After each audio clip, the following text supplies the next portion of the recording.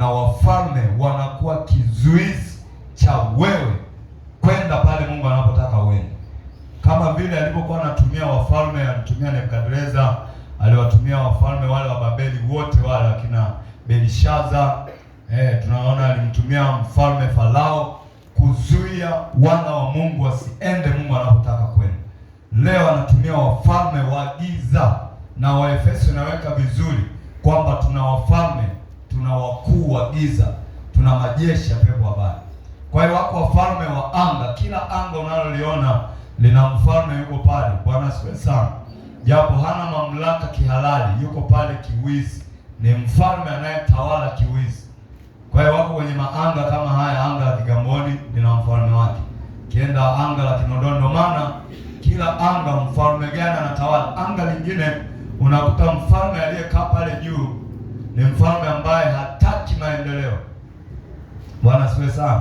Anga lingine mfalme ameacha maendeleo yawepo, lakini watu wa eneo lile ni watu ambao wanaabudu sana miungu, yaani wanamfanyia ibada yeye. Ameruhusu maendeleo, lakini ibada zote ni kwake. Mambo ya Mungu hilo eneo unakuta hamna. Eneo lingine unakuta ni anga la zinaa, ndio unakuta kama Kimboka, anga la Buguruni. Mfalme aliyekaa pale ni Yezebeli, mfalme wa zinaa. Unaona Sinza sijui kwa nani sijui huko, mfalme aliyekaa pale ni Yezebeli, mama wa makahaba, malkia wa kuzimu. Anga lingine unakuta ni uchawi, yaani unaenda anga lingine ni mpaka katoto kachawi, yaani uchawi umezagaa. Uchawi ni kama sifa, yaani mtu anasimulia jana nifanye hivi, yaani ni kama sifa fulani. Anga nani kakaa kwenye lile anga? Bwana asifiwe sana. Kama unavyoona wafalme wa dunia hii, kila mfalme ana sifa zake. Mfalme mwingine ana sifa hii, mfalme mwingine ana sifa hii, mfalme mwingine ana sifa hii. Kwa hiyo hao wafalme wana sifa zao, kila mfalme ana mambo yake. Sasa hapa tunaangalia wafalme wanaweza kawa sababu ya wewe kushindwa kufika pale Mungu anapotaka ufike. Kama vile leo unaona rais akisema hicho kisifanyike, basi mamlaka zinaenda kuzuia. Bwana asifiwe sana. Zinaenda haraka kuzuia kwamba mkuu wa nchi amesema hakuna kitu hichi kufanyika. Wanaenda kuzuia pale. Akisema mfungeni mtu fulani, mwekeni ndani, haraka unakamata unaweka ndani. Kwa nini? Mwenye mamlaka amesema. Kwa hiyo na angani huko hivyo shetani na malaika zake wamegawana maanga au maeneo, wamejimilikisha maeneo. Kwa hiyo wanazuia watu wa Mungu wasifanye kile ambacho Mungu anataka wafanye. Lakini wewe unapogundua hilo, ukisimama kumwita Mungu, unafanya. Mamlaka ya Mungu inakuja pale, inakuwezesha kufanya. Bwana asifiwe sana. Unaona kama ile eneo, nitoe tu mfano. Hapo walikuwa hawataki kanisa, lakini sisi tuliomba kwa Mungu. Walikuwa hawataki kabisa kanisa, yaani hawataki habari za kanisa. Lakini tuliomba kwa Mungu, tumefanya mpaka leo tuko hapa. Bwana asifiwe sana. Maana yake mamlaka zote, mamlaka iliyo kuu ni Yesu mwenyewe. Bwana asifiwe sana. Ndio maana Yohana anamtaja yeye ni mfalme wa wafalme, ni Bwana wa mabwana. Kama kuna mabwana wakubwa duniani au huko angani, basi Yesu ni zaidi ya bwana ya hao mabwana. Kama kuna wafalme hapo angani, basi Yesu ni zaidi ya hao wafalme. Bwana asifiwe sana. Ukisimama na yeye lazima ufike. Ndio maana hata kutoka wazuiaji ni wafalme wa giza wanaokataa wewe usitoke. Lakini ukisimama na Yesu utatoka. Bwana asifiwe sana. Si tunamwona Farao alikataa kwa nguvu zote kuwaruhusu wana wa Israeli. Kwa sababu walisimama na mfalme wa wafalme. Walitoka wakutoka. Walitoka hata utumwa wa Babeli. Kwa kuwa Danieli alimwomba Mungu mwenye mamlaka yote, wakarudi nchi yao tena, wakatoka Babeli, wakaijenga Yerusalemu, wakaishi tena. Kwa nini? Mungu ndo mwamuzi wa mwisho, yaani yote top ni yeye. Kwa hiyo tukisimama na yeye utafika pale ambapo Mungu anataka ufike, au wewe mwenyewe unatamani ufike. Hebu sema, haya ni majira yangu ya kutoka.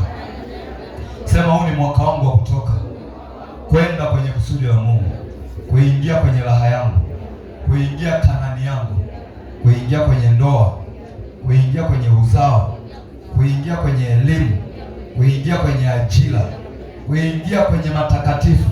Ni mwaka wangu wa kutoka. Nilikufundisha pale mwanzo wewe unakiri hivyo.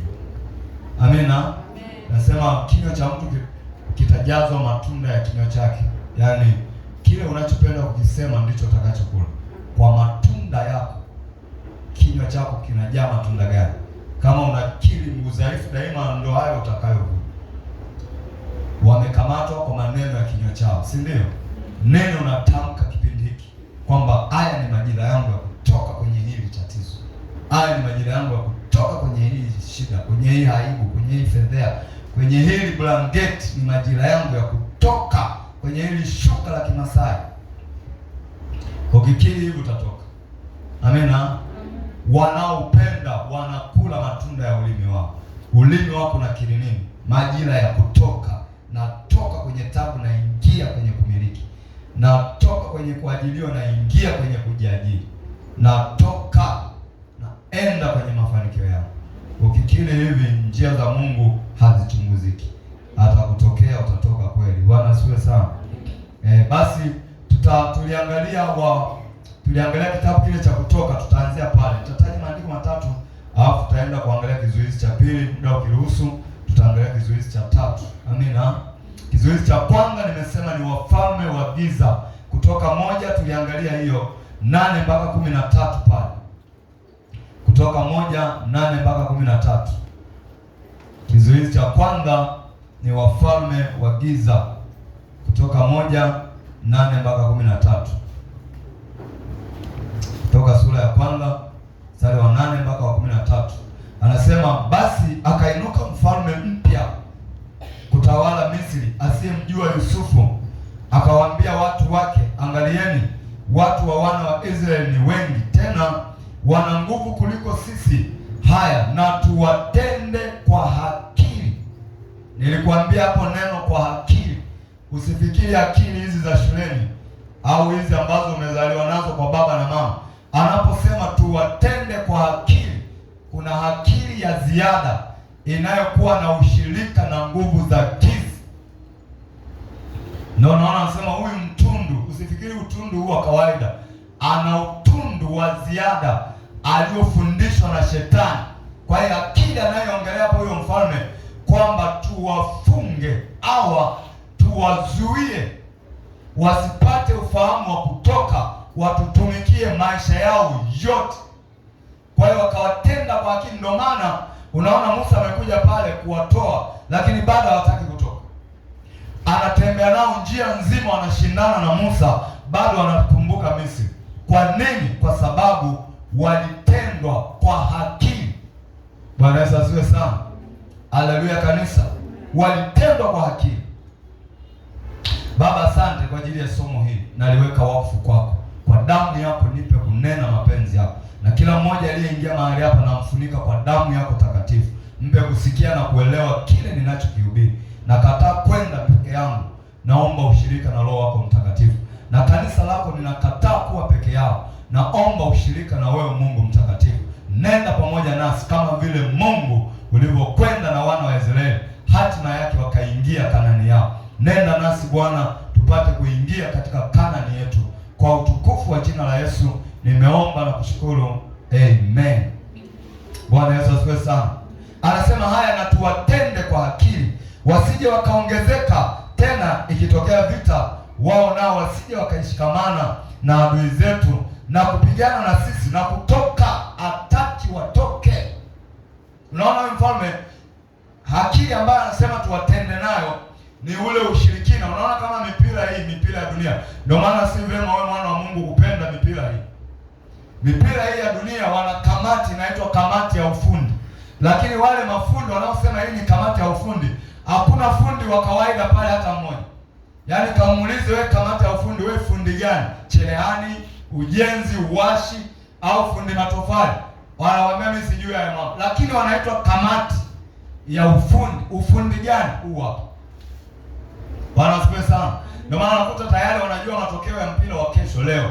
Yaani leo wameshauchezesha, wanakuambia tumeshawapiga kimoja, tumeshawapiga mawili, na kesho unakuta inatokea vile vile. Kamati ya ufundi. Hapa Farao anawaambia watu wake, na tuwatende kwa akili. So sio akili za kawaida. Ni kamati inayojua mambo ya gizani, yale mambo ya rohoni, kwamba tukichukua jani hili tukiligeuza hivi, tumegeuza maisha ya huyu mtu, hatapata aende. Bwana asifiwe sana. Mimi nilikuwa na tabia moja nikiwa mdogo, nikikuta konokono, unajua konokono analijumba fulani, nilikuwa siwapendi wale wadudu. Kwa hiyo nikimkuta namgeuza hivi, sasa nimekukomesha, inuka tena hapa. Au kuna kaa pembeni namsubiria atainuka. Nakuta anatoa lile lishingo, hamna ardhi. Basi mwenyewe anapoteseka pale anafurahia. Nimemgeuza tu. Kwa hiyo wako wataalamu au kamati za ufundi au wenye akili za namna hii, kwamba nikigeuza hivi nimegeuza maisha ya yule mtu. Fanyaje? Ndo akili anayopewa na shetani. Wanaweza siwe sana. Anapewa ufahamu na shetani kwamba ukichanganya hiki na hiki umemfunga huyo mtu, hata toka kwako. Ndio maana kuna watu wanalipwa mshahara mdogo, anafanya kazi kwenye duka la Muhindi au la mtu fulani, analipwa mshahara kiduchu. Wewe ukipewa kazi zile, siku moja tu unasema kwa mshahara usifanye, lakini yuko pale miaka mpaka anazeekea pale. Mshahara 30,000 tangu alianza akiwa kijana mpaka anazeeka yuko pale. Wewe ondoka, huo mshahara utoshi, huwezi kuendelea, hauwezi kutoka. Katendwa kwa akili. Wanaweza siwe sana. Farao anaposema, huyu mfalme anaposema na tuwatende kwa akili, manake tuwalishe vyakula ambavyo vitawafanya maisha yao yote wasiondoke Misri. Ndio maana mimi huwa najihoji, hivi kwa upendo gani mtu anapika sufuria la chakula, anaandika ukutani chakula bure kwa anachotaka, na unakuta vijana foleni pale wanakula kile chakula. Wanatendwa kwa akili, maisha yao yote wanakuwa watumwa wa ile ofisi. Jiulize, hata saa hizi mtu analeta ng'ombe 100 anachinja zigawie, kwa upendo gani? Ng'ombe 100. Unajua bei ya ng'ombe saa hizi inaenda milioni, inasoma milioni 3. Umepata mdogo milioni 1.8 hapa.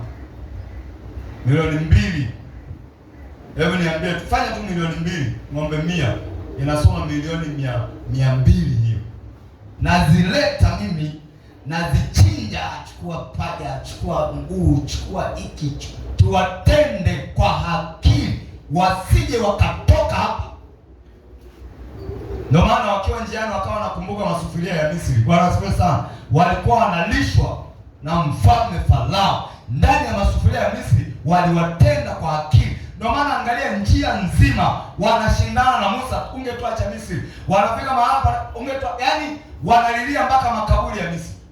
Waliwahi kumwambia Musa, bora tungebaki kule kuna makaburi. Hivi kweli pa kuzikia, pa kubalilia? Yaani mimi nitoke hapa nipelekwe labda Ulaya, alafu nasema bora ungeniacha Kigamboni kwa sababu kuna makaburi ya Msafa kule, ningezikwa Msafa. Hivi papenda pale? Au waliwahi kupenda makaburi ya Misri? Kwa nini? Walitendwa kwa akili. Ndio ile kamati ya ufundi. Nenda waulize kamati ya ufundi wa timu yoyote, muulize wewe mwenzetu fundi gani? Tenesu, nina nyumba yangu nataka nifanyie wale. Mimi sijui. Sasa mbona upo kwenye kamati ya ufundi? Ufundi gani? Wanatenda mambo kwa akili, kujua matokeo ya kesho leo, kujua huyu mtu baadaye atakuwa nani leo. Kwa kuwa tumejua atakuwa nani, tumfanye nini leo? Tumfunge asifike pale Mungu anapotaka afike. Haleluya kanisa. Sema Bwana Yesu, au wafalme hawatanizuia. Natoka kwa jina la Yesu. Mwaka huu, mwezi huu, natoka kwa damu ya Yesu. Kwa damu ya Yesu. Kwa damu ya Yesu. Angalia Matendo 7:19 mpaka 17 mpaka 19. Matendo 7:17 mpaka 19. Tunasema kizuizi cha kwanza ni wafalme wa giza. Tumeona hapo mfalme Farao alishawishi watu wawatende wana wa Israeli wasije wakatoka. Kwa nini wanatoka? Matendo 7:17 mpaka 19. Matendo 7 mstari wa 17 mpaka wa 19. Anasema basi wakati ile ahadi ambayo Mungu alimpa Ibrahimu ulipokaribia, wale watu wakazidi na kuongezeka sana huko Misri, hata mfalme mwingine akainuka juu ya Misri asiyemfahamu Yusufu. Huyo akawafanyia hila kabila yetu, kutenda kwa hila. Najua kufanya kwa hila Yaani unacho aksi nje sio unachokiwaza ndani. Unachokisema mdomoni sio kilicho moyoni. Kutenda kwa hila, unafanya vitu kwa hila. Mzuieni yule, hakuna njia kule. Unafanya kwa hila. Wanaweza sema sana. Yaani unachokisema sivyo kilicho. Unachokitenda sicho unachokipanga. Ni hila. Yaani mtu anaweza akacheka na wewe mdomoni, lakini ndani anawaza mengine. Anaweza akasema na wewe vizuri mdomoni, lakini ndani anakuwazia mengine. Ndio maana Yesu akawahi kusema, na adui za mtu ni wale wa nyumbani mwake. Yaani mtu yuko karibu kabisa na wewe, yuko tayari kukusaidia kwenye mambo madogo madogo, lakini msaada ule una hila ndani yake. Sawa na mtu ambaye anachukua chambo, anatunga ndoano ndani, alafu anamrushia samaki. Samaki anajua ni chakula, kumbe akichukua kile samaki ndani kuna ndoano. Ndoano anamshika, anatolewa kwenye maji alimozoea, anapelekwa nyumbani, anakatwa, anatolewa matumbo, anatolewa mashavu, anaingizwa kwenye mafuta yaliyochemka, anajutia kwamba nilizani ni chakula, kumbe alitendwa kwa hila.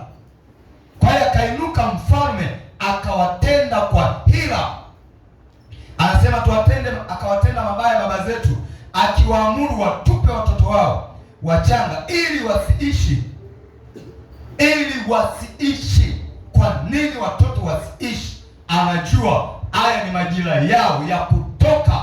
Anasema ulipowadia ile ahadi, ili Mungu aitimize, majira yalipofika, akainuka mfalme asiyemjua Yusufu, akawatenda kwa hila baba zetu. Kwa hiyo daima muda unapofika, Bwana asifiwe sana, unaona kama hivi muda wa kutoka hapo umefika kwa watu wengi. Mungu amesema na mimi. Mungu anaposema na mimi, wewe unaona tunashangaa, unakuja kanisani na kuambia tuna somo linalosema haya ni majira yetu ya kutoka. Unaona, mbona na mimi ndo nasikia, yaani naona kabisa huu ndo muda wangu. Yaani kuna kitu kilikuwa kinaashiria ndani. Unakuja kanisani unakuta mahubiri ni haya. Haya ni majira ya kutoka. Maana yake nini? Kwamba Mungu anasemezana na watu wake kwamba majira haya ni majira ya jambo fulani. Kadhalika kuzimu na kwenyewe kunachua kwamba haya ndiyo majira ambayo Mungu alikusudia kutenda jambo fulani kwa mtu wake. Kwa hiyo tufanyeje? Tuwatende kwa akili. Kwa hiyo tufanyeje? Tuwatende kwa hila. Haleluya kanisa. Sema ninakataa hila zozote zilizoamuliwa kwenye majira yangu. Hila zozote nazikataa kwa jina la Yesu. Wewe angalia watu wengine mimi nimekutana nao wanasema hivi, yaani siku ya kupata, siku yake ya kupata inapofika, kila kitu kinaharibika. Yaani shetani anaweza kaizimisha hata simu yake kwamba asije akapata mawasiliano. Lakini kumbe ilikuwa ni siku ya kupata, mpaka simu inazima. Kumbe kuna mtu leo alikuwa amekusudia kumwambia habari njema au kumpa kazi au kumlipa deni lake, mpaka simu inaharibika. Yaani wasimpate hewani. Nani anaharibu ile simu? Wameshajua majira. Bwana Yesu asifiwe sana. Ndio maana ziki inapokuwa kubwa, muulize Mungu, jifunze kumuuliza Mungu, kuna siri gani hapa? Mambo unapoona yamekaba, muulize Mungu, atakwambia wewe, haya ndio majira yako. Pambana, pigana. Pigana kwa sababu wameona ni majira yako ya kutoka. Haya ndio majira niliyojiapisha kwako, nitakutoa kwenye hilo teso. Kwa hiyo kuzimu imeona inapambana ili usitoke. Kwa hiyo Mungu anakuambia pigana. Simama uniombe. Simama uniite. Utasimama, utaomba kwa bidii, utashangaa mambo yanakuwa mepesi. Usipojua sasa, ndio hao wengi anabaki kulalamika, Mungu sijui anioni, mbona nimefanya sana hivi, Mungu anakuona, ila Mungu huwa anasema na watu kupitia watumishi wake. Bwana asifiwe sana. Ndio maana unaona hata masomo yanayokuja, kila somo kuna mtu alikuwa anamhusu. Kila somo, no, hata shuhuda zetu angalia, wewe unasema kwenye somo lile nilipata hiki. Kwenye somo lile nikasikia nifanye hivi. Kwenye somo lile, Mungu ni neno. Bwana asifiwe sana. Anasema na sisi kwa njia ya neno lake. Anasema mafuta hushuka ndevuni mwa Haruni. Maana yake Mungu anaachilia maachilio yake kwa mtumishi. awape nyinyi, awaambie hapa tunatakiwa kufanya hivi. Ukishika yale na kuyatendea kazi, unamwona Mungu kwenye maisha yako. Bwana asifiwe sana. Haleluya kanisa. Ndio maana wakati ulipowadia, Mungu akamwambia Musa, nimesikia kilio cha watu wako. Kwa nini anamwambia? Ni wakati. Mungu ni wa majira na nyakati. Hizi ni majira, haya ni majira yetu ya kutoka. Tunatoka kwenye mateso, tunatoka kwenye vifungo. Hata kama wafalme wajipange, Mungu akiwa upande wetu, ni nani aliye juu yetu? Anasema wakawatupa watoto wao wachanga ili wasiishi. Watoto waliokuwa wanatupa hapo ni watoto wa kiume. Na kwa nini walikuwa wanatupa watoto wa kiume? Walijua watoto wa kiume ndiko Mungu alikuwekeza uzao. Wewe mchukue kuku, fuga bila majogoo, atataka mayai sawa, lakini haya mayai hatatoa watoto. Haleluya kanisa. Uzao upo kwa mtoto wa kiume. Ndio maana Sara alifika mwisho wa mzunguko wake, Ibrahimu akawa bado yuko hai. Uzao upo kwa mtoto wa kiume. Hata Sara alipokufa, bado Ibrahimu akaoa, akapata watoto wengine, akamzaa Ketura naye kazaa watoto wengi. Ndio wale wafalme wa Midian, mtoto wa Ibrahimu. Lakini kwa Sara mambo yamekoma. Kwa Ibrahimu hayakomi mpaka mzee. Kwa nini? Ndiko uliko uzao. Bwana asifiwe sana. Haleluya kanisa. Wale wanaofuga wanajua hivi. Fuga kuku, tataka mayai lakini hayatotoi. Kwa nini? Hayajakutana na jogoo. Twende andiko la mwisho. Niende kwenye pointi ya pili. Twende andiko la mwisho. Methali 28 mstari wa 16. Nimesema kizuizi cha kwanza ni nini? Wafalme wa giza. Methali 20 mstari wa 16. Kizuizi cha kutoka ya kwanza ni wafalme wa giza. Methali 28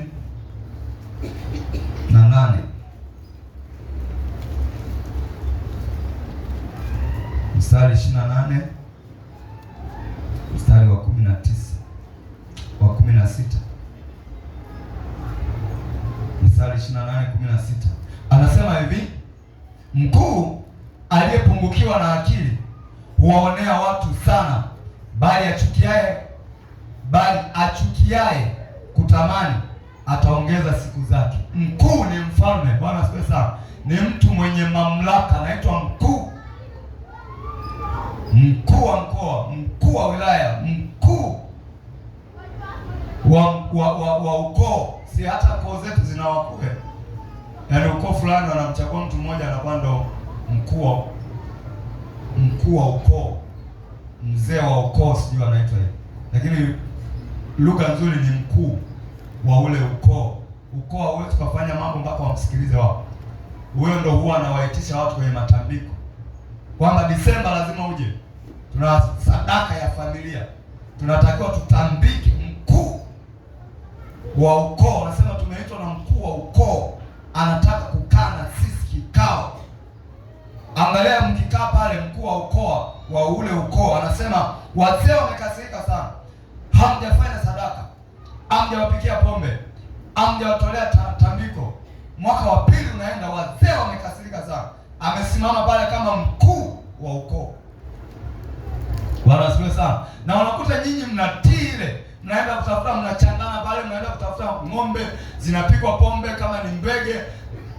Anawaongoza, fanyeni hivi, twendeni makaburini mkafanye hivi. Hivyo kuna vitu anawaelekeza. Mkuu hapa anasema mkuu aliyepungukiwa na akili. Shetani huwa anatumia wakuu, lakini wale waliopungukiwa na akili. Bwana Yesu asifiwe sana. Na akili ni kuwa na Yesu. Biblia anasema kumcha Bwana ndiyo chanzo cha hekima, cha maarifa, cha akili.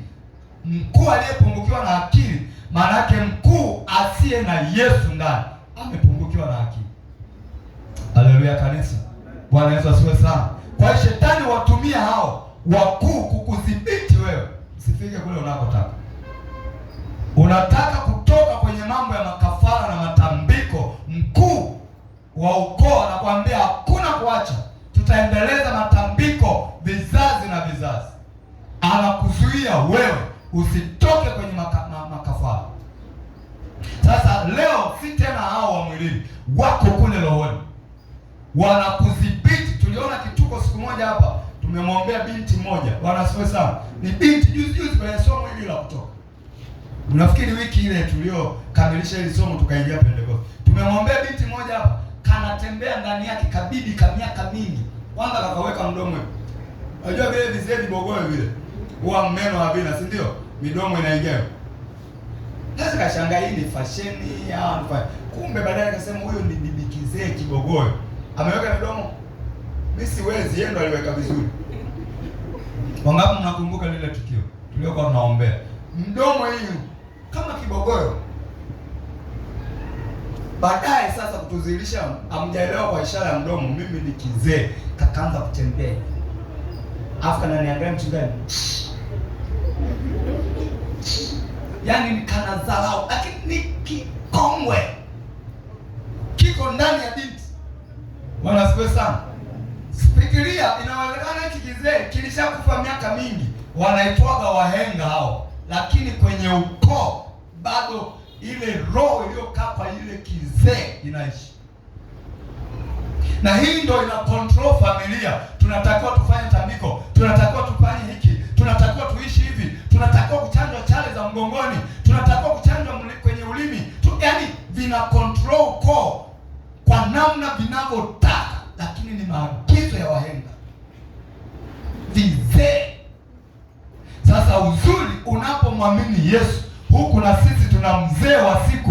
Mungu anaitwa ni mzee wa siku. Kama kuna vizee vya ukoo, kuna wakuu wa ukoo, tunaye mzee wa siku. Yeye akisema tunatoka.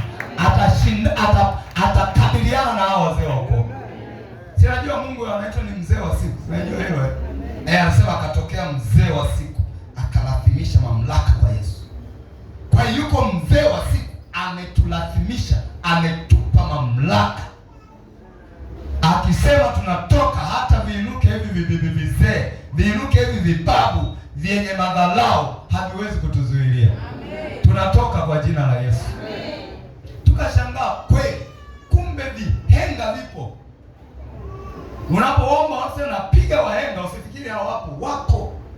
Hakana meno, hakana chochote, lakini kanaishi kapo ndani ya binti. Kananiuliza huyu ni nani huyu? Yaani kanataka kunijua mimi ni nani. Maana yake kwenye labda kule sisomi. Maana wao wakikuangalia tu wanajua taarifa zako, wa ukoo gani, mwana wa nani, uzao wa nani. Lakini ukiwa ndani ya Yesu, wakiangalia taarifa zako hazisomeki, huwa hatutafutikani. Amen. Huwezi kumpata mtu aliye ndani ya Yesu. Huwa kamera zao hazisomi. Tamsomaje Muumba wako? Bwana asifiwe sana. Ndio maana tunampenda Yesu. Kwa nini? Amesema kaeni ndani yangu na mimi ndani. Ukikaa ndani ya Yesu hatutafutikani. Huwezi kutupata kwenye ladha. Si kwamba hawasomi ladha zao, wanazisoma lakini hawapati chochote. Taarifa haziji.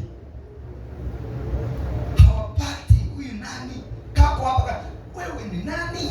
Wewe si nyinyi si wahenga mnaona. Ona kwa macho yake ya kipepo mimi ni nani? Huwezi kupata majina yangu kamili. Tuliona dada mmoja amejifungua kwa yule nani. Mpaka leo madudu yale hayajui kwa maana mtoto gani. Lakini si wote tunamwona mtoto amezaliwa, mtoto wa kike. Yenyewe kile yakipanda yanauliza eti yule ana mtoto. Mtuambie mtoto gani? Mtoto si huyo. Kwa nini? Yule mtoto alifichwa na Mungu tangu tumboni. Mpaka amezaliwa kwenye macho yao bado kafichwa. Mungu akufiche na wewe mpaka utoke. Mpaka uingie kule Mungu anapotaka. Bado wewe umefichwa. Washangae ameingiaje huku? Kama yule mzee wetu wa kanisa, tunamwombea mabibi anasema hata tujui mimba iliingia saa ngapi. Kumbe yanafuatilia hata mimba inapotunga. Yalivyokosa adabu. Yanasema tu kwenye tunauliza nini mimba imeishika saa ngapi? Sasa tulikuwa tunamchezesha, muda wa kupata ulishafika lakini tunamchezesha.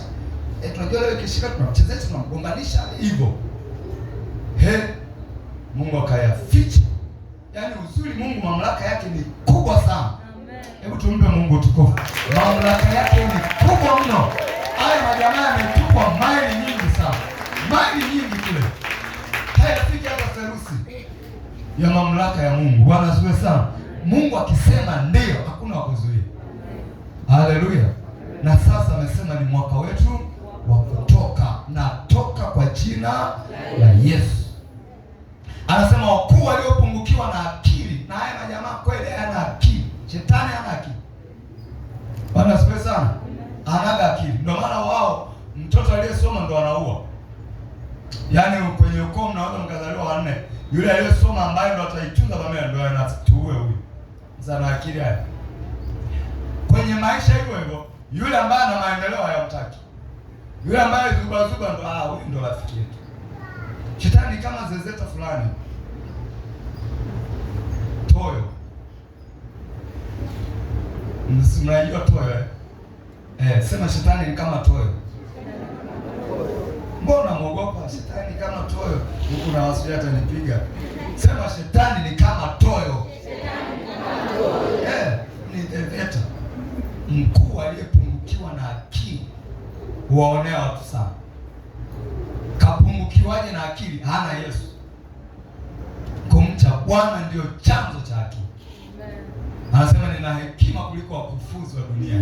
Yaani Yesu akiwa ndani yako, wewe una ufahamu mkubwa kuliko waliosoma wa dunia. Wakufuzi manake wasomi wa hii dunia. Mtu mwenye Yesu ndani anaona kesho.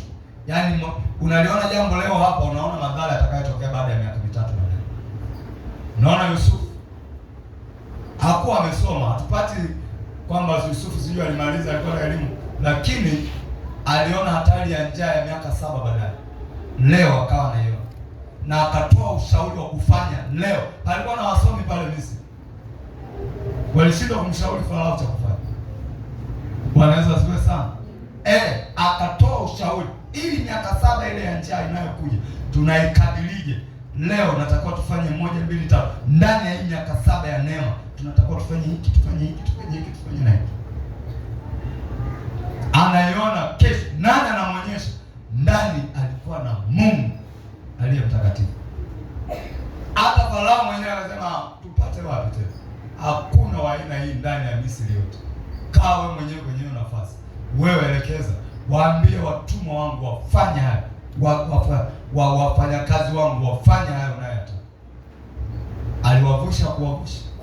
Miaka 7 ya njaa ikawa ni miaka ya neema. Kwa nini? Aliona kesho, kwa sababu Mungu aliyekuwa ndani yake alimwonyesha. Twende pointi ya pili. Nini kizuizi cha kutoka? Kizuizi namba 1 tumeona wafalme, si ndio?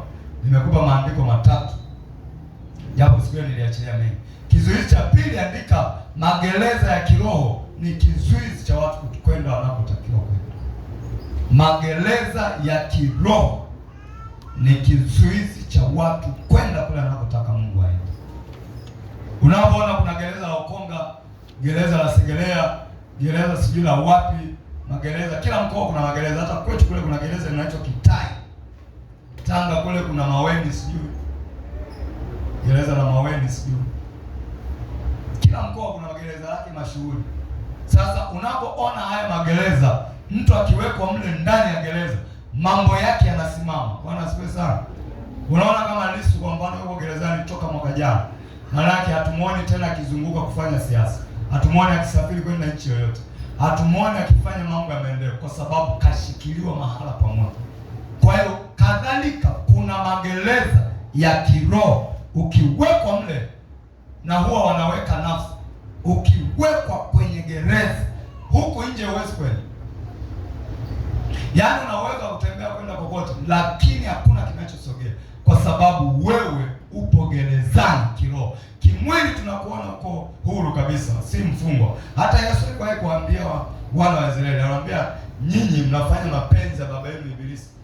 Wao wasema sisi hatuna baba mwingine, baba yetu ni Ibrahimu, hatujawahi kuwa watoto wa nje wa kambo. Yesu anawaambia mnayoyafanya sio ya Ibrahimu. Angekuwa baba yenu Ibrahimu mngenijua hata mimi, kwa sababu Ibrahimu alinijua mimi. Hayo mnayoyafanya ni matakwa ya baba yenu Ibilisi. Kwa hiyo kuna watu wako gerezani, matokeo ya kuwa gerezani kiroho, kimwili hakuna kinachofanyika. Yaani hakuna matokeo kwa kawaida.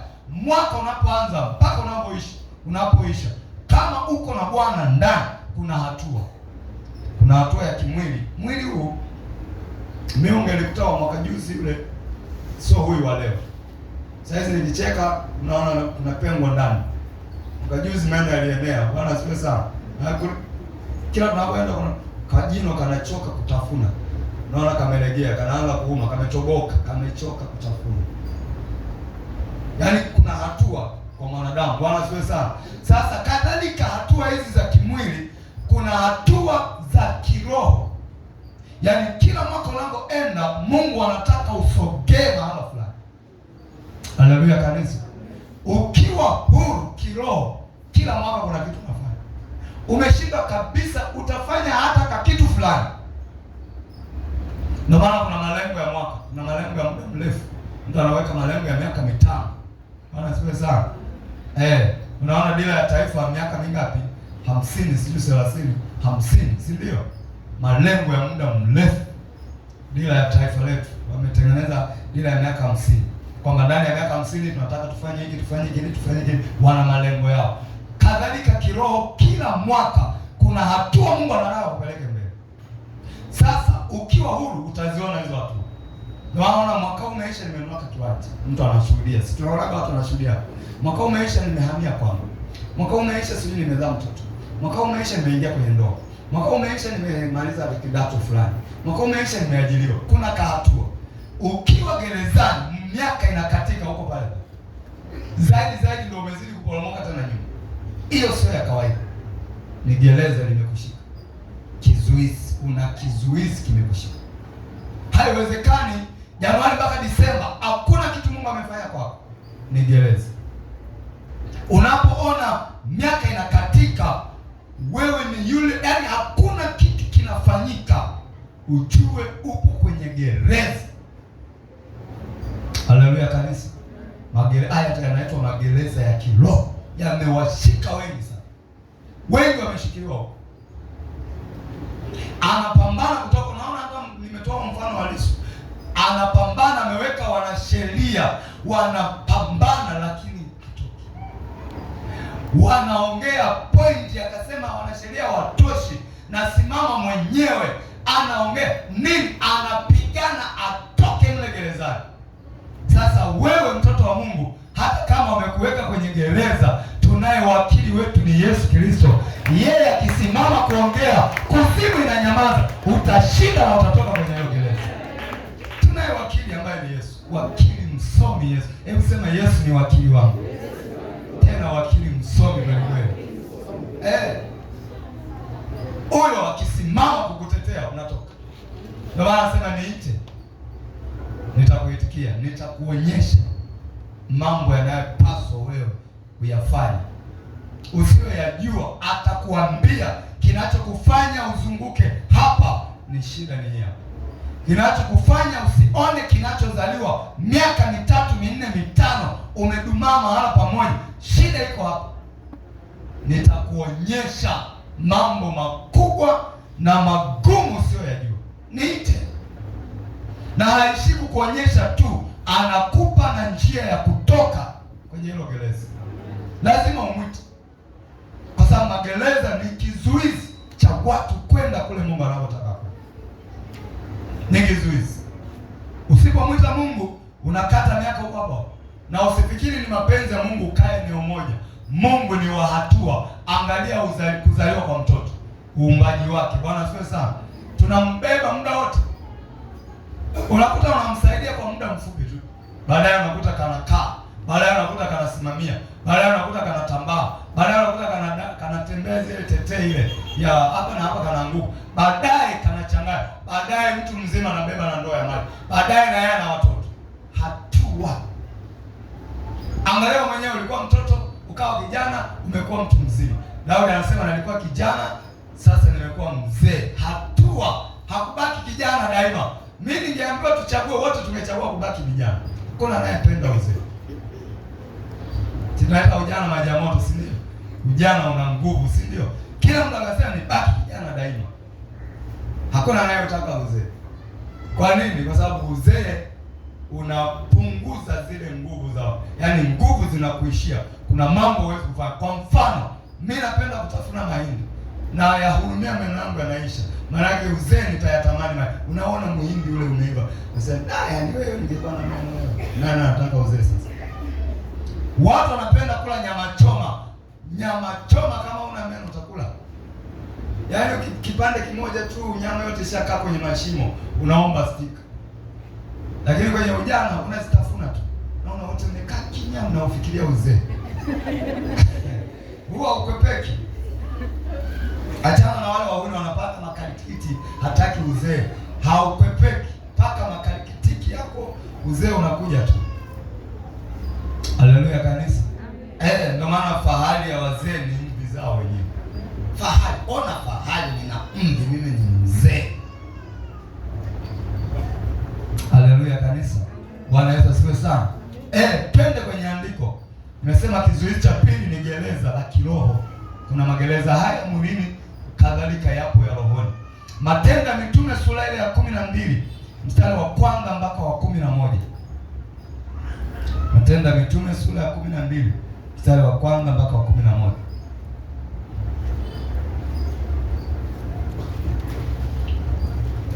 Matendo 12 anasema, panapo majira yale yale Herode mfalme akanyosha mikono yake kuwatenda mabaya baadhi ya watu wa kanisa.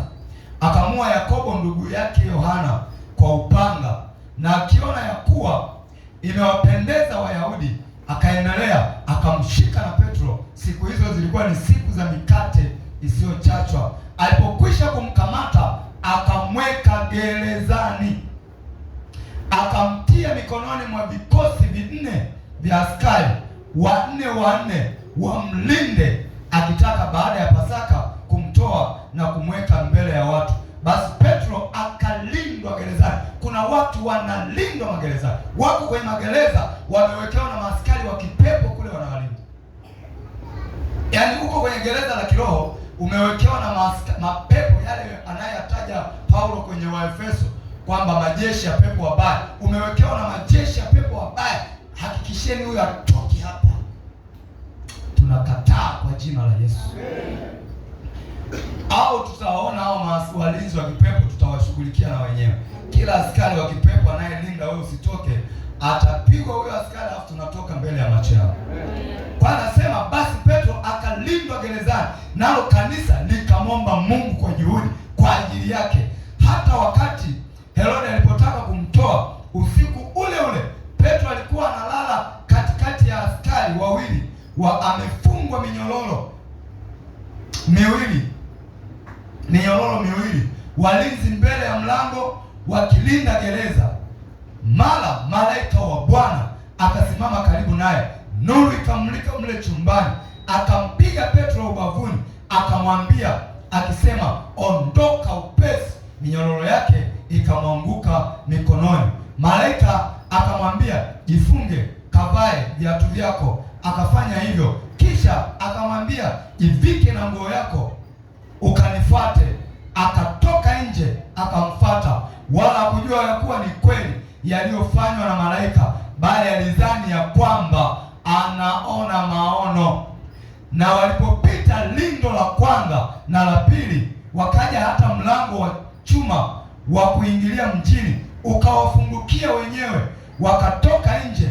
Akapita katikati ya njia moja, mara malaika akamwacha. Hata Petro alipopata ufahamu akasema, sasa nimejua yamkini ya kuwa Bwana amempeleka malaika wake na kunitoa katika mkono wa Herodi na katika kutazamia kote kwa taifa la Wayahudi. Angalia, kawekwa gerezani, kawekewa walinzi, lakini pembeni kule kanisani kulikuwa na waombaji wamejizira mahala wanaomba, wakaomba kwa juhudi. Mungu usiku ule ule akatuma malaika, wakaenda mle gerezani, mkamulikwa mle gerezani, akamgundua Petro ni huyu, akamgusa, minyororo ikaanguka, kila kitu kikamwachia, akavaa nguo zake, akavaa viatu. Malaika akatangulia mbele, milango ile ikawa inafunguka yenyewe mpaka lango la mwisho likafunguka yenyewe.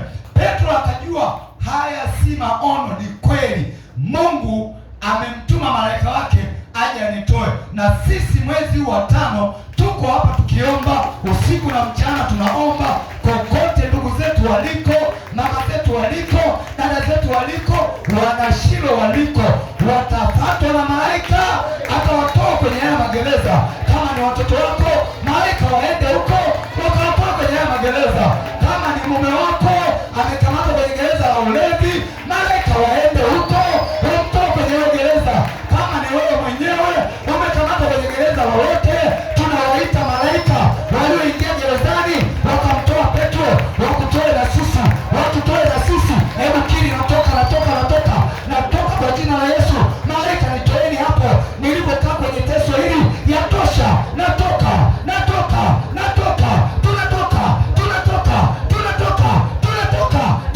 Kazana kusema, kazana kukiri haya maneno, kazana. Wengine wanatakuwa watoke saa hizi, wanatolewa kwa jina la Yesu, kwa damu ya Yesu, kwenye ule mnyororo, kwenye ule teso, kwenye ule tatizo, kwenye hicho kifungo. Malaika wako hapo wanakutoa kule kuzimu, wanakutoa makaburini, wanatolewa kwenye mashamba ya kahawa, ya mkonge, mikoosho walikokuweka. Yesu anakutoa, yuko malaika wake walikoweka uchumi wako, walikoweka biashara zako. Wapo malaika, unatolewa walikokushikilia ili usikutane na mume wako, ili usiolewe. Tunakutoa huko. Kanisa liliomba kwa juhudi, omba kwa juhudi. Tunasimamia hapo, omba kwa juhudi. Tunatoka. Utashangaa, utaona kama maono, kumbe ni kweli umetoka. Tunakunasua kwa nguvu, tunakutoa huko, tunakutoa.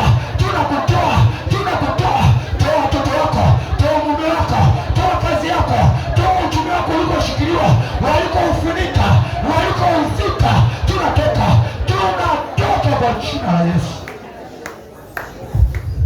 Ndiyo, hatuwezi tukakutana na neno zuri kama hili tukanyamaza.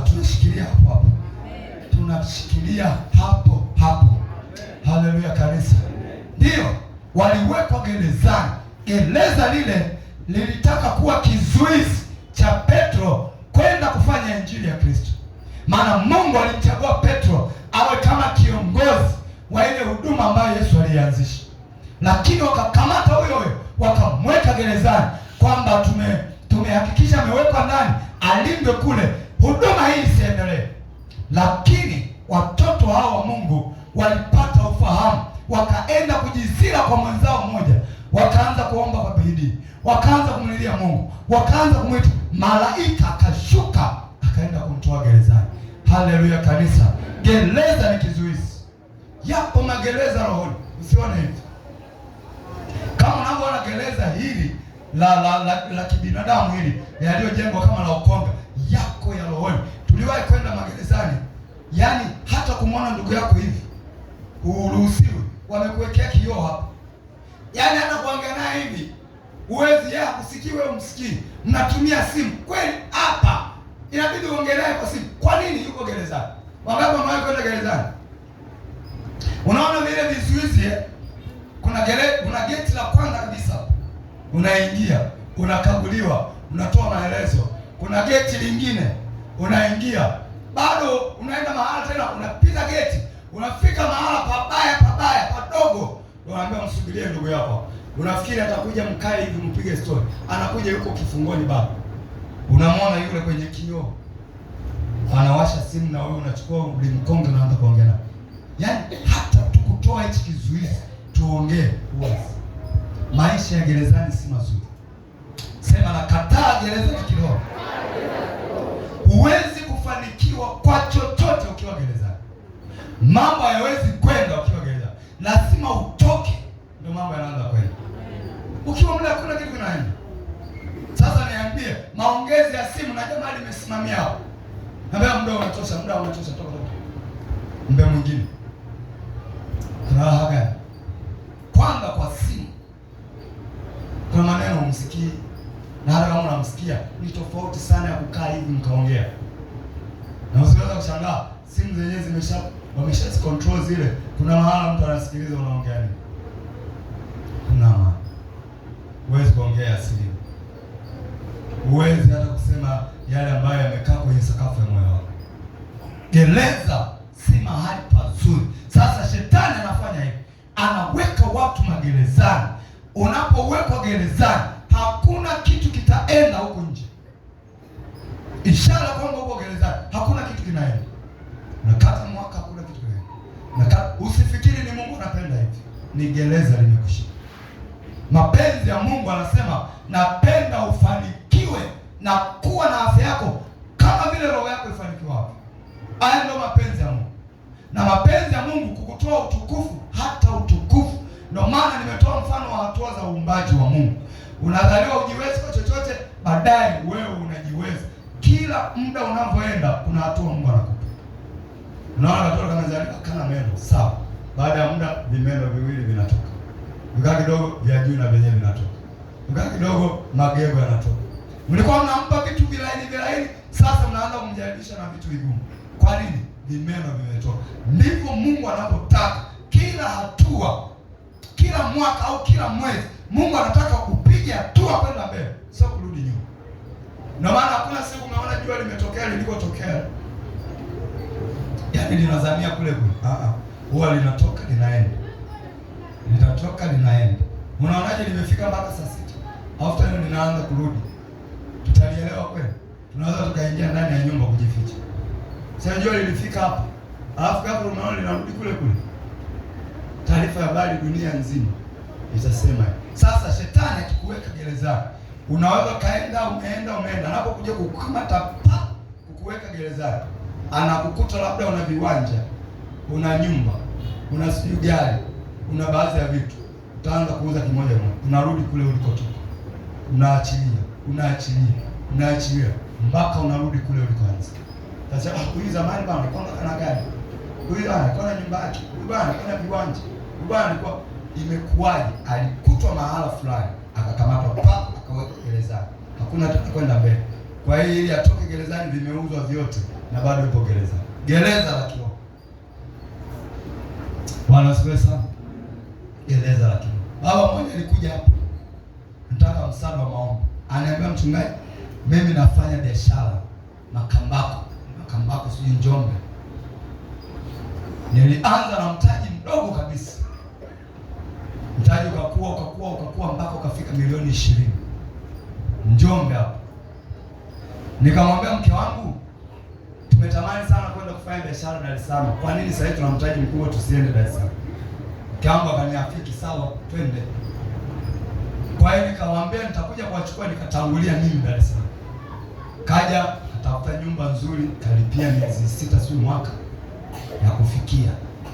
Kaweka mazingira vizuri, akarudi kuichukua familia ya Njombe, akaileta mke na watoto wake pale kwenye nyumba aliyopanga. Na biashara aliyokuwa anataka kuifanya ni kununua mkaa kule Njombe, kuleta Dar es Salaam kwenye malori kwa malori. Bwana asifiwe sana. Kwa hiyo akatafuta masoko aje awajumlishe hao ya wauza mikao.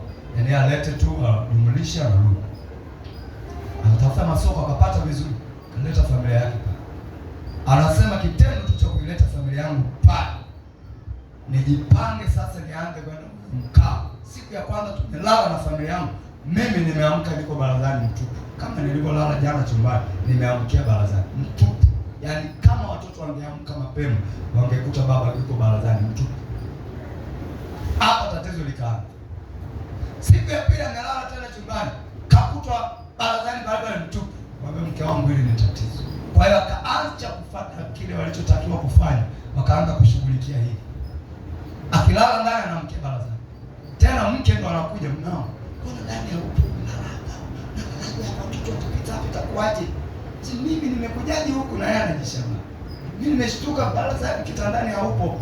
Natoka unachungulia huko barazani. Mtupu, nani kamleta hivi? Kwa hiyo kabila yangu sasa kuhangaika kwa waganga. Tatizo ni hili. Anaenda kwa mganga huyu na huyu. Hela zile alizozipata milioni 20 za kufanyia biashara ya mkaa zikaanza kupukutika kwa waganga. Mpaka anakuja hapa anasema nimezimaliza zote na nina deni la milioni 3. Hapa ameenda mbele, amerudi nyuma. Tena kwa muda mfupi, ndani ya miezi 6 milioni 20 imeisha. Ndani ya miezi 6 wamekata kamtaji kote. Nani kakata? Shetani kamweka gerezani. Yuko kwenye gereza. Ukikaa kwenye gereza hakuna kinachozaliwa bali kinarudi vile, hata vile ulivyovipata unavitupa. Amekuja na muombea hapa, anatoka jasho, ni hatari. Naombeni jasho ni kawaida, ndio huko hivi. Anasema hapana, mimi na lenyewe nimezaliwa kwenye hili tatizo.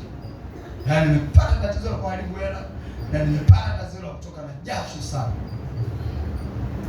Jasho yani muda wote ni kukomba jasho yani. Yaani anafuta hivi dakika chache kichwa kimeroa maji. Wameshamkamata mkii, yupo kwenye kachumba kadogo kana joto. Ndio maana mwili unachemka, yupo kwenye kachumba kadogo kana joto gerezani. Nikamwambia hili ni gereza, umewekwa gerezani. Ona unavyochemka, chumba walichokuweka hata dirisha kile. Weka kale kwenye kachumba kadogo kama utalila hapo, umerelax unaona. Hapo wazi milango mikubwa na bado tumekuwekea na fedha. Magereza ni vichumba, vigereza vingine. Kuna magereza watu wanakaa 4 5 mpaka 7 mpaka 20. Kuna yale wanaita mahabusu. Huwa ni wewe mchongoko. Hawakupi hata nafasi ya kukaa. Hapa toshi, utakaa huko mnagonga. Ni lazima usimame mahabusu. Sasa huyo kawekwa mahabusu. Lakini kimwili katoka huko mpaka huko anatembea, yani sasa. Mwambie wewe upo gerezani na kushangaa gereza. Sisi nimetembea mwenye niko hapa. Kiroho yuko wapi? Gerezani. Sasa mtu kama huyu lazima upige hilo gereza. Ndio maana unaona hawa wameomba kwa juhudi, malaika ameshuka mle gerezani. Akamulika. Kwa nini alimulika? Maana giza lilitanda mle gerezani. Akapiga mwanga pale malaika. Mulika mle ndani. Akamwambia vaa nguo zako. Vaa viatu vyako. Nifuate. Milango ile ya rohoni inafunguka. Petro yuko na boss malaika. Anatoka mpaka Petro mwenyewe anasema hivi ninaota. Unajua kuna vitu Mungu anaweza kufanya kwako ukajiulize mara mbili, hii ni kweli au ndoto? Yaani unaona furaha inazidi mpaka unatoa machozi. Yaani uamini hivi ni kweli au naota, hapo baadaye nitashtuka. Bwana akufanyie hayo, yani akutendee mema mpaka jiulize ni maono au ni kweli. Mungu anajua kushangaza. Siona watu wanaimba kumbe unatenda hivi, ni kweli. Mungu akiamua kutenda anakushangaza. Hasa unao.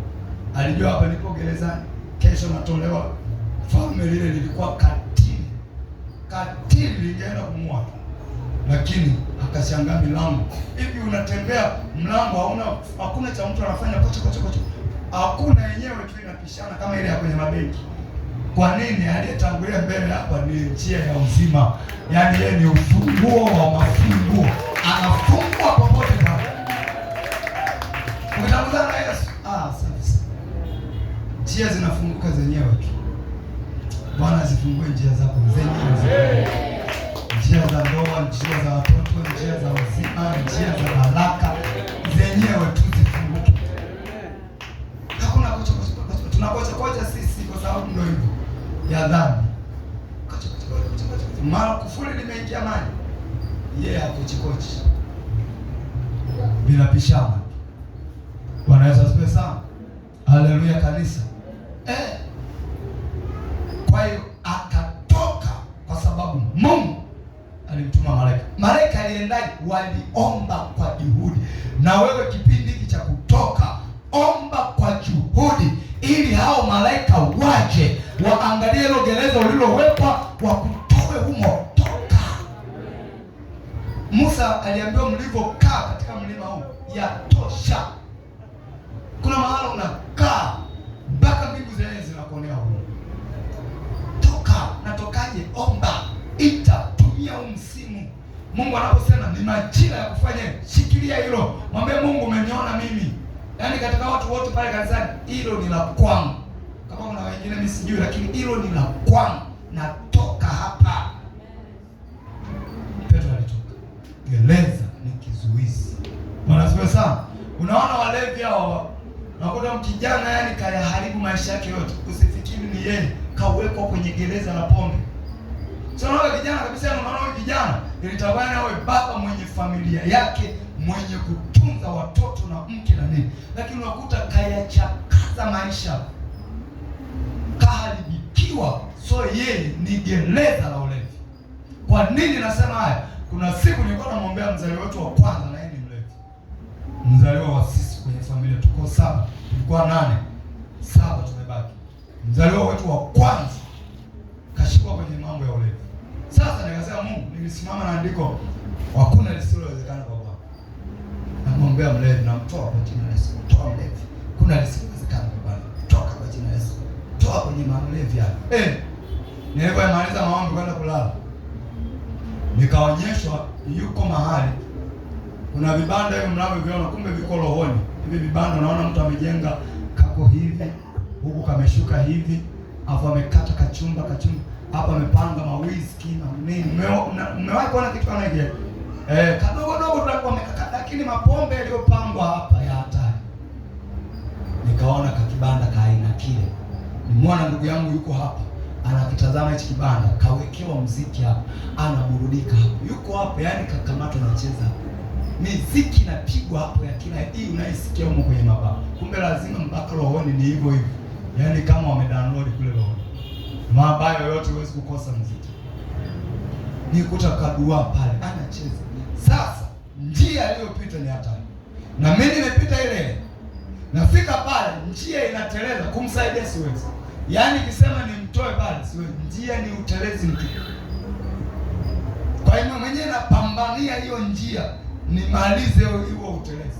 Nimkuta jamaa yuko pale kachafu kama tope matupu. Mimi nimepita ile njia, nimeanguka mara nyingi, lakini yeye nikianguka nilikuwa nawahi kuweka mikono. Nawahi kukita mikono. Yeye imemgaragaza ile njia, imemgaragaza kakwamia hapo kwenye hako kachumba kapona.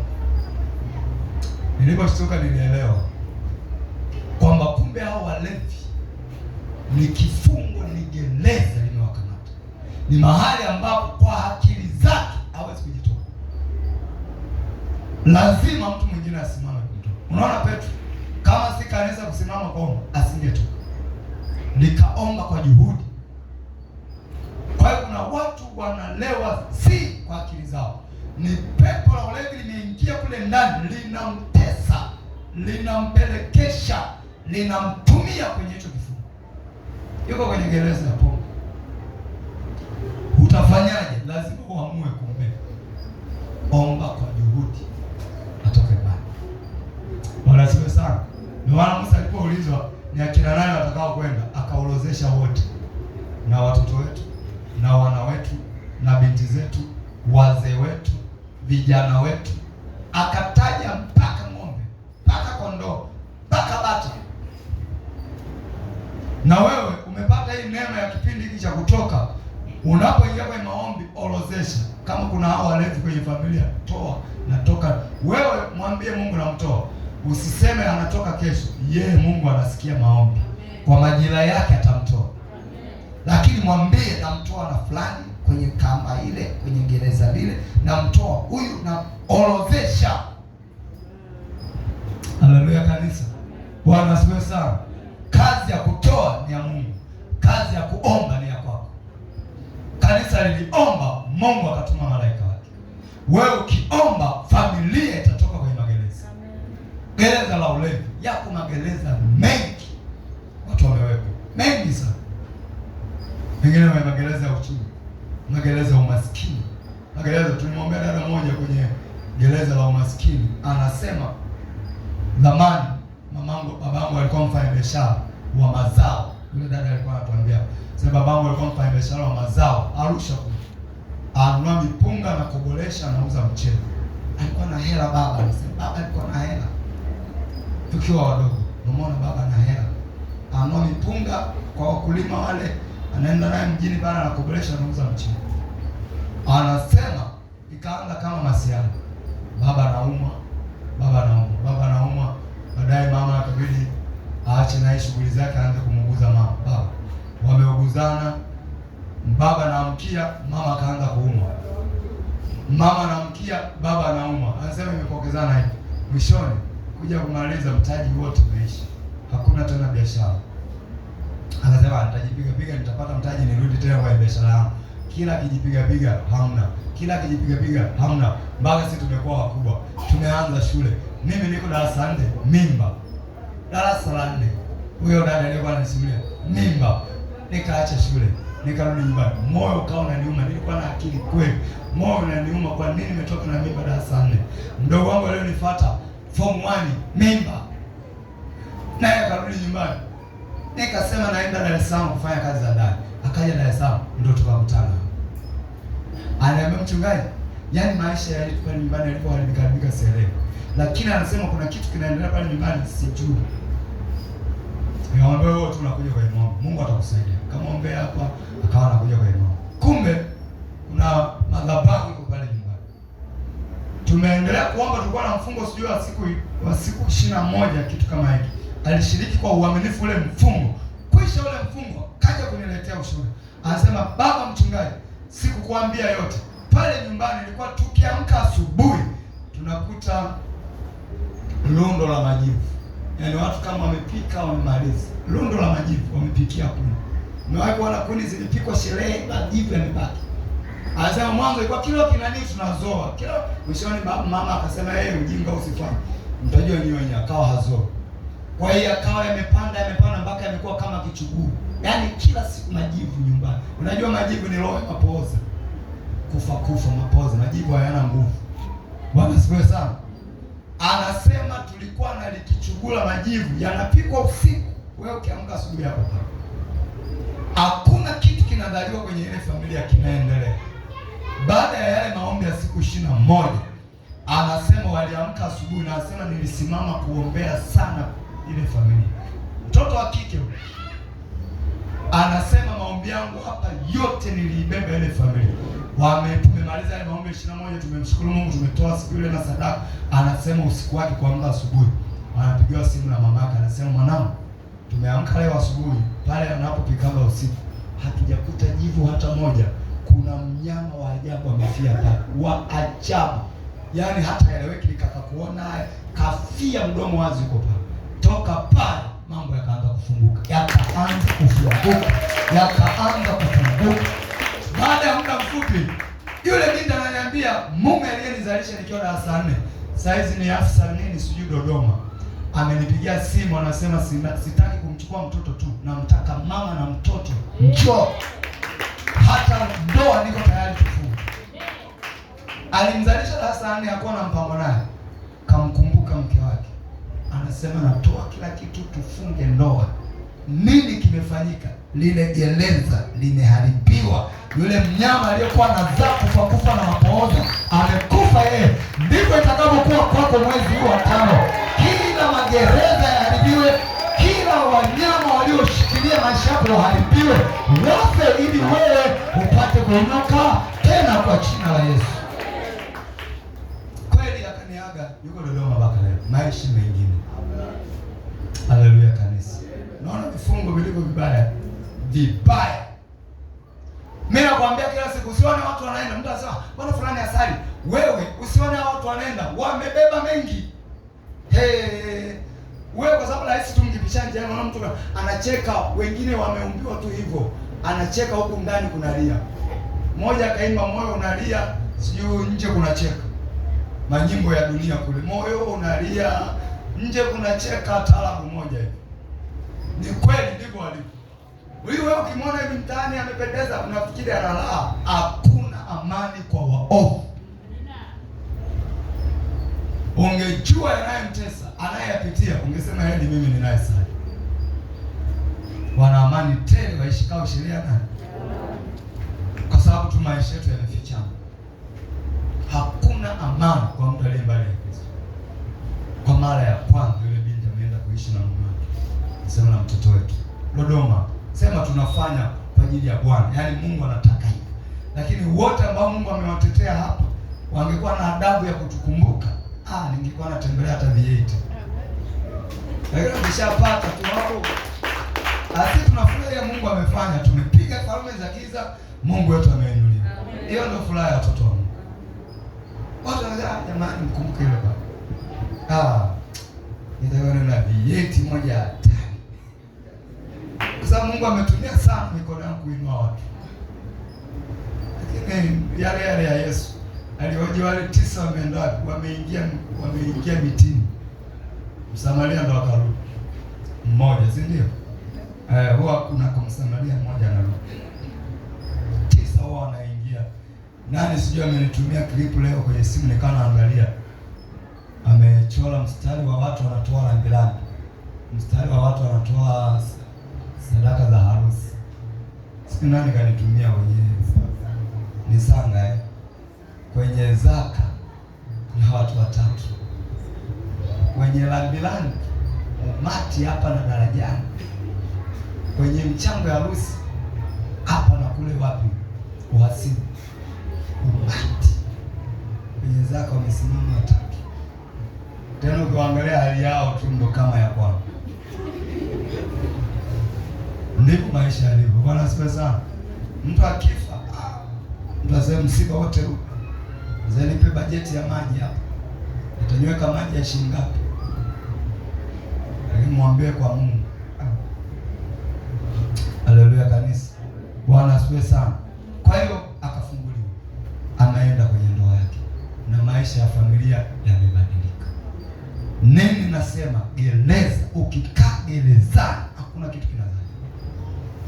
Kuna watu wengi sana wamekwamia mahala fulani, wanafikiri ni wao.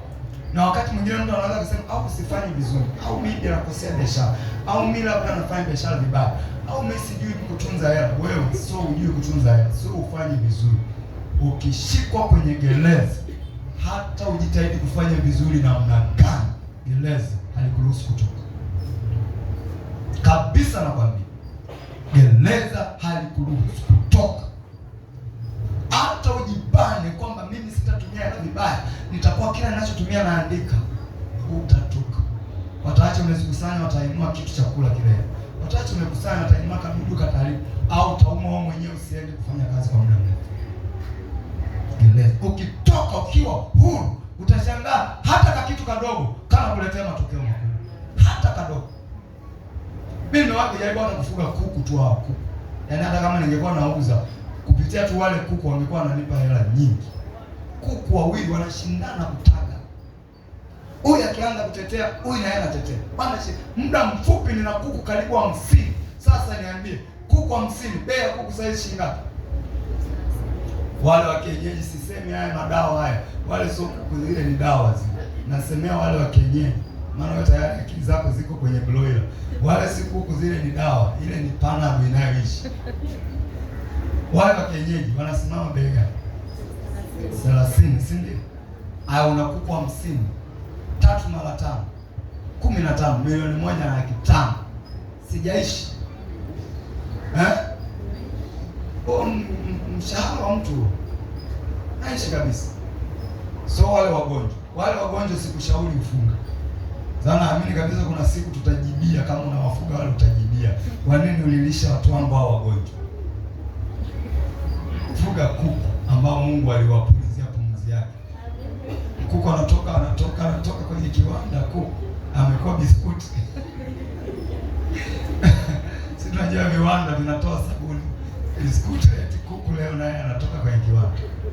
Kuku gani? Hao mimi niliwahi kufuga, wanashindana kuzaa. Kwa hiyo ina maana nilikuwa na kazi, ningeweza kusema kupitia hawa tu kila mwisho wa mwezi nitakuwa nauza kuku kadhaa nikaishi. Hivi inakimbizana. Lakini wakainuka, shetani akainua majirani, wakienda kwao kule wanajua kuku mchungaji kawalea vibaya. Ukishika tu hata kitu hivi nadanganyishia wanakufuata. Mimi niliwalea kama mtu binadamu. Sasa nilikuwa na uwezo nikitokea tu hao msururu wananifuata. Nikikaa hivi mwingine anatua Mungu. Yaani wanyama hao wote Mungu aliwaweka chini ya miguu ya Adamu. Ukiamua kuwafundisha wanafundisha. Nilikuwa kipindi kile kabuloni ndo kamezaliwa tu. Kwa hiyo Kenyeka anajua kumbe issue ni kuchukua mchele afu kufanya. Kwa hiyo anachota mchele kama Mungu anachambua mchele wa jioni kama chota, yani kwa kilio kabisa. Kakifanikiwa kubaki nao kwa mkono kanatoka vikuku vile anafanya hivi. Sasa niliwazoesha. Wengi wakaanza kuiba, wanaita kwa wanawaitia. Ukifika jioni unafungia watano wa watu. Ndio wakati mwingi jioni tuko huku kwenye ibada, wanajiingilia kule, kuna hesabu kesho asubuhi watano wa watu. Wana upuuzi, kachana na kufa. Lakini unaona kwamba umejaribu hiki kinaenda. Wanasikia sana. Ndio Mungu anavyotaka. Yaani wewe ukijaribu chochote anataka kilete matokeo makubwa. Hata kidogo, kwa hicho kidogo ona matokeo. Angalia wakina Petro wamevua usiku kucha bila Mungu patupu, si ndio? Ona walipovua na Mungu. Wela moja, si kushusha nyavu tunaita wela. Si tunatoka kwenye maziwa. Lile ni wela. Wela moja wakashindwa kunyanyua usiku. Lakini naamini walienda usiku kucha, walitupa mawela ya kutosha. Hamna kitu. Mawela yani umetupa, umetoa, unakuta chula kabisa, ukashangaa kwenye ziwa chula katoka. Unatupa, unatoa, unakuta na samaki fulani mabaya yanapenda kula vidonda. Huwa kule ziwani si wenyewe hatukiaona hatuna. Na hata mtu kumwambia samaki huyo labda awe mngoni. Lakini mnyasa yule wewe wala vidonda au nani hapa. Sasa wale kama wewe upo kwenye gereza, unaenda na nyavu yako unatupa, unatoa, unakutana na wale vidonda. Unatupa, unatoa, unakutana na chula kabisa. Kumbe kifungo kiko pale. Walipoenda kwa neno la Bwana, wela moja 150 wakubwa bila kuhesabu wale. Wakiuza wale 150 kwa bei ya saizi 3 kilo inaenda 14. Ni samaki limoja unakuta linasoma kilo 25 mpaka 30 mpaka 50. Si milioni tayari. Si milionea wewe. Na kesho hiyo na kesho leo hujatajirika kwa kuvua tu. Wafuate wavuvi wetu hapa. Wamejaa ilizi na maendeleo hamna. Nyavu ilizi anapoenda ameogea madawa na maendeleo. Yuko gerezani. Wanazungumza sana. Gereza halifai. Hebu sema ninavunja magereza kwa jina la Yesu. Ninabomoa magereza yaliyonishikilia kwa jina la Yesu. Kwa hiyo kizuizi cha kutoka utumwani namba 2 ni gereza la kiroho. Halina tofauti na gereza hili la kawaida. Simama kwa miguu yako. Kesho tutaendelea hapa tulipoishia. Ni kutoka, unajua mwezi unaishia Jumapili Jumapili tarehe ngapi? 31 ndio somo tunakomea. Kwa hiyo jitahidi siku hizi zilizobaki kwenye mkesha wa Ijumaa tutoke. Yaani dakika hizo za mwisho kusanya ndugu zako toka nao. Amina. Saa ya maombi uwe serious kutoa watu. Sababu ndio tunamaliza mwezi wa 6, tujui Bwana atatupa somo lingine. Kwa hiyo tukazane kutoka hapa. Japo mwaka mzima huu ni mwaka wetu wa kutoka. Kwa hiyo huu ndio muda wake wa kuhubiri kutoka. Baada ya mwezi wa 5 tutahubiri tena kutoka. Lakini ukiwa umeshajitoa utaendelea kuona